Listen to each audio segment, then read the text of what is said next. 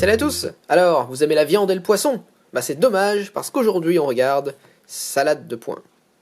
Salade de points, c'est un jeu très simple et très familial dans lequel on a 108 cartes qui ont tout un côté légumes avec 6 légumes différents. Donc on a de la tomate, de la laitue, de la carotte, du chou, de l'oignon et du poivron. Mais ces cartes ont également un côté points qui vont nous permettre de valoriser les légumes qu'on aura récupérés durant la partie. Par exemple, cette carte ici me permet de gagner 2 points par chou que j'aurais réussi à récupérer durant la partie, et la manière de marquer des points est différente sur chacune des cartes du paquet. Et bien évidemment, votre objectif va être de marquer un maximum de points pour remporter la partie. Pour la mise en place, c'est très simple. Alors si vous jouez à 6 joueurs, vous utilisez toutes les cartes, mais si vous jouez à moins de 6 joueurs, vous allez retirer un certain nombre de légumes du paquet en fonction du nombre de joueurs, mais ça je vous laisse regarder dans la règle. Et une fois que vous avez vos cartes, vous les mélangez bien et vous allez faire 3 tas à peu près équivalents, hop, que vous allez placer comme ceci au centre de la table. Et ensuite, vous allez retourner les 2 premières cartes de chacun des paquets, juste en dessous, pour révéler 6 cartes légumes. Une fois que vous avez fait ça, vous désignez un premier joueur qui est le dernier à avoir mangé de la salade, et vous êtes prêt à commencer la partie. Comment se déroule le tour de jeu? Eh bien à votre tour, vous avez le choix entre 2 actions possibles, soit vous venez prendre une carte point qui est ici, soit vous prenez 2 légumes disponibles ici. Alors les cartes points, elles sont assez directes, je ne vais pas toutes les expliquer parce qu'il y en a 108 différentes, mais globalement vous pouvez avoir ce type de carte où avec des paires de légumes, ça vous fait un certain nombre de points. Donc là, pour chaque tomate et poivron que j'aurai, ça me fera 5 points, donc chaque paire de tomates et de poivrons. Celle-là, pour chaque carotte, chou et oignon que j'aurai, ça me fera 8 points. Celle-là, par exemple, pour chaque chou, ça me fera 3 points. Pour chaque laitue, -1, et pour chaque carotte, -1. Donc ça peut être aussi des points négatifs. Ça peut être pour un nombre pair ou un nombre impair de carottes, celui qui a le plus de carottes, celui qui a le moins de carottes. Voilà, etc. Ça peut être des manières de marquer des points extrêmement variées, mais qui sont très faciles à comprendre. Donc ma première option, c'est d'aller prendre une carte qui est ici, et ma deuxième option, c'est de prendre 2 cartes qui sont ici. Bon, imaginons que ma première option, je choisisse plutôt de prendre cette carte qui est là. Mon tour de jeu est terminé, les autres joueurs jouent, prennent des cartes, etc. Ça revient à moi. Je décide de faire la deuxième action possible cette fois, puisque j'ai une carte qui me valorise les tomates et les poivrons, et que je vois qu'il y a une tomate et un poivron disponibles. Eh bien, je fais la deuxième action, qui est de prendre 2 cartes légumes. Hop, je les mets devant moi, et je remplis les espaces vacants avec des cartes qui viennent du tas qui correspond à la colonne dans laquelle je les ai pris. C'est important, puisque si je prends une carte ici, ça veut dire que cette carte point va, hop, se transformer en légume et que je ne pourrai plus jamais la prendre. Donc si vous prenez un légume, réfléchissez bien à ce que la carte point ne vous intéresse pas avant, parce que sinon c'est trop tard. Pareil ici, hop, je remplace avec un nouveau légume. Puis mon tour de jeu est terminé, ça passe à mes adversaires, etc. Et le jeu va continuer de cette manière, où on choisit à chaque fois si on prend une carte point, hop, ou si on prend 2 légumes différents et qu'on remplace à chaque fois. En plus de ça, vous avez une petite action optionnelle que vous pouvez faire durant votre tour de jeu. Vous remarquez que sur chaque carte point, il est également indiqué le légume qui se trouve au dos. Parce qu'une fois par tour, vous avez le droit de choisir une de vos cartes points et de la transformer en légume. Alors typiquement, on fait ça, par exemple là-dessus, si j'ai beaucoup de carottes et que je me retrouve avec cette carte point, elle ne m'intéresse pas énormément, du coup j'ai plutôt intérêt à la transformer en poivron, même si le poivron ne me fait pas de points, ou peut-être qu'au contraire le poivron me fera vachement de points grâce à une autre carte que j'aurais récupérée. Voilà, donc ensuite vous allez jouer jusqu'à avoir épuisé toutes les cartes, et une fois que vous avez épuisé toutes les cartes, on passe au décompte des points. Petite précision, il peut également arriver durant la partie que des tas de points ici s'épuisent. Dans ce cas-là, on prend le tas qui comprend encore le plus de cartes, on le divise en 2, hop, et on constitue un nouveau tas qui nous permet de compléter les colonnes correspondantes. Et puis deuxième cas de figure un peu particulier, si jamais on se retrouve dans une situation où on n'a plus qu'un seul carte point ici, et qu'on ne peut pas diviser le tas en 2, mais qu'il faut quand même remplir des légumes qui se trouvent là, dans ce cas-là, on va privilégier le remplissage des légumes, et hop, les cartes points vont se transformer en légumes pour venir compléter, et pour être sûr qu'on ait toujours un maximum de légumes possibles. Petit exemple de décompte des points en phase finale, donc là j'ai mes cartes de score et là j'ai mes cartes légumes. Alors on les regarde tout simplement une par une, donc là j'ai 3 points par carotte, ça me fait 9 points, -1 par poivron, ça me fait -1, -1 par chou, ça me fait -1, donc cette carte me fait 7 points. Ensuite, je regarde celle-là, 1 par paire de carottes et tomates, donc ça me fait 5 points en plus. Ici, j'ai 8 points par paire de carottes, choux, oignons. J'ai une paire de carottes, choux, oignons, donc ça me fait 8 points. Ici, ça me fait 2 par carotte. J'ai 3 carottes, ça me fait 6 points. Et là, j'ai 5 points par oignon et poivron. J'ai un oignon, un poivron, ça me fait une paire. Je marque également 5 points. Je fais le total de mes points. Chaque joueur fait le total de ses points. Et le joueur qui a le plus de points remporte la partie. Boum! Et voilà, c'est tout pour salade de points. Et je commence directement avec la règle. Oui, pas hyper chouette cette règle. Alors au premier abord, la règle était plutôt correcte. Et puis je me suis rendu compte quand même qu'il y avait des éléments qui allaient pas, qui auraient vraiment pu être perfectibles. D'autant plus que ce jeu est une localisation. Donc l'éditeur a juste eu à faire une traduction.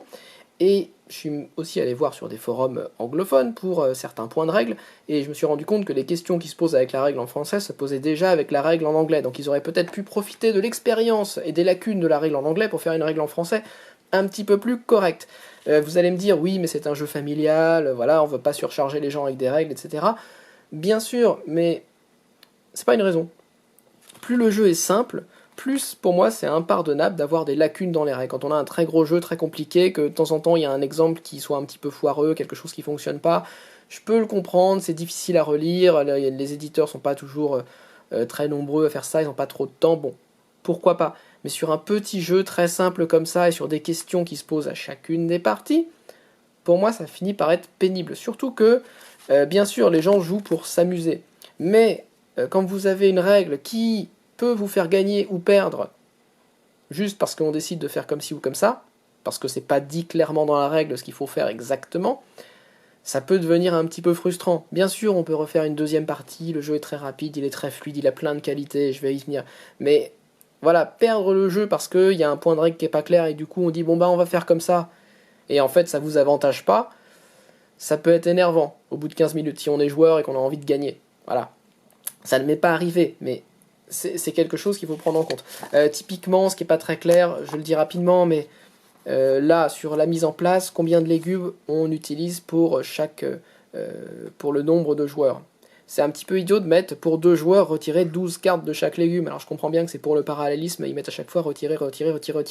Mais pour 2 joueurs, en réalité, on prend 6 cartes. Donc autant dire, prenez 6 cartes. Parce que comme ça, vous en comptez 6, vous en comptez pas 12. Enfin, c'est des petites choses comme ça qui sont pas pratiques et qui sont formulées aussi d'une manière un petit peu étrange.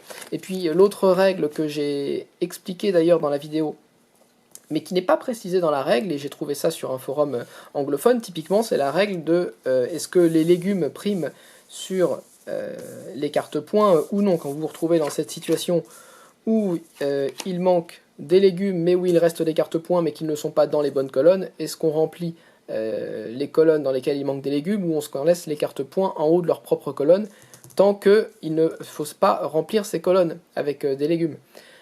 Typiquement, ça arrive à chaque fin de partie, systématiquement, et ce n'est pas dit dans la règle. C'est idiot, hein, c'est nécessaire, parce que là, si vous prenez la règle, vous dites, bah, nous on va faire la règle où on remplit pas les légumes et on attend que ces cartes-là partent pour les remplacer avec celles-ci. Bah, ça laisse l'opportunité à certains joueurs de venir prendre ces cartes-là et du coup de se faire des points et donc de marquer la partie. Si vous choisissez au contraire de changer cette carte-là pour en faire un légume, et bah, ça va aussi avantager certains joueurs qui vont pouvoir du coup récupérer peut-être davantage de carottes et du coup gagner la partie. Et si vous prenez pas cette carte-là, mais cette carte-là pour en faire un légume, et bien c'est pareil, ça va peut-être avantager quelqu'un d'autre. Donc voilà, c'est les petites choses comme ça qui sont un peu pénibles sur les jeux. Ce serait bien que les éditeurs fassent un effort, surtout pour une règle qui se pose dès la première partie et qui est vraiment pas clairement expliquée. Bref, mis à part ça, je vais pas m'attarder sur le jeu. Le matériel, hormis ça, est très bien. Les cartes sont plutôt de bonne qualité, elles sont assez jolies. Les manières de marquer des points ici sont assez claires. Il n'y a vraiment rien d'abscon ou d'illogique ou d'étonnant. Alors, oui et non, parce que c'est pareil, je suis allé voir sur les forums, comme c'est marqué total pair et total impair, le 0 est un nombre pair. Donc, mais c'est pas dit mais effectivement, avec un 0, vous n'allez pas marquer 7 points si vous avez 0 oignon. Il faut avoir au moins 2 oignons pour pouvoir marquer des points. Mais c'est pareil, c'est pas dit dans la règle. Alors que, effectivement, mathématiquement, le 0 est un nombre pair. C'est la même chose quand vous avez... là, vous avez le plus de choux, mais vous avez des cartes qui vous disent le moins de choux. Mais pour avoir le moins de choux, il faut en avoir au moins un. Ce qui n'est pas dit dans la règle. Donc si vous avez une carte avec le moins de choux, vous fait 10 points et vous n'avez aucun chou, ça ne vous fait aucun point. Parce que faut en avoir au moins un. Mais c'est pareil, c'est pas dit dans la règle. C'est des petites choses comme ça qui sont un peu embêtantes. Bref, je me concentre sur le positif, parce que malgré tout, mon expérience du jeu reste quand même assez positive. Le jeu est très fluide, très rapide, très familial, il fonctionne très bien. Je ne m'attendais pas à l'apprécier autant. Je m'attendais à un petit jeu sympa, rapide, agréable. Et en réalité, je trouve qu'il est plein de bonnes décisions. On est tout le temps engagé dans la partie. On regarde ce que font les autres. On regarde où en sont nos adversaires. On regarde les cartes qui restent.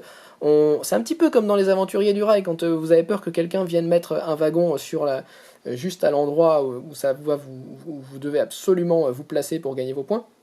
C'est un peu pareil ici, vous voyez une carte qui sort, vous vous dites oh, mon dieu, là si je prends cette carte là, ça me fait 8 points, il y a encore 2 autres joueurs qui jouent, surtout il faut que personne vienne me la prendre, il faut que personne vienne choper les légumes ici, et c'est la même chose, si vous avez des légumes qui sortent, et que vous avez tout le temps peur que vos adversaires viennent vous les prendre si jamais ce sont des légumes qui vous font des points.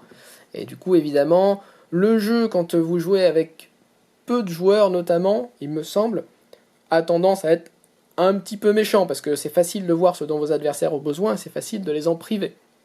Quand vous jouez à 4 ou 5 ou 6, c'est plus compliqué, parce que le jeu est assez chaotique, et de toute façon, le temps que le tour de jeu revienne à vous, tout aura globalement bousculé, donc quand le tour arrive à vous, vous prenez la meilleure décision que vous pouvez prendre sur le moment, mais c'est très difficile de faire des plans à plus long terme. Quand vous jouez à 2 ou 3 joueurs, vous pouvez espérer que certaines cartes ne vont pas être prises par vos adversaires et vont vous revenir, donc vous pouvez penser un tout petit peu au-delà du tour présent. Mais voilà, globalement c'est un jeu qui est très simple, mais dans lequel il y a des bonnes décisions, et ces décisions sont intéressantes, et on n'a pas l'impression de subir le jeu, même s'il y a une énorme part de hasard avec les cartes points qui sortent ou avec les cartes légumes qui sortent. Mais finalement c'est pas très très grave, et c'est assez... on enchaîne très facilement les parties. Voilà, donc je suis plutôt agréablement surpris par ce petit jeu, donc j'attendais pas énormément, mais qui est effectivement assez sympa, et je comprends pourquoi il a eu un certain succès, pourquoi il est reconnu. Et je vous encourage à l'essayer, au moins, si le thème et si la mécanique vous plaît. Voilà, donc n'hésitez pas à laisser un commentaire, à mettre un pouce vers le haut, à vous abonner, et moi je vous retrouve la prochaine fois. Salut!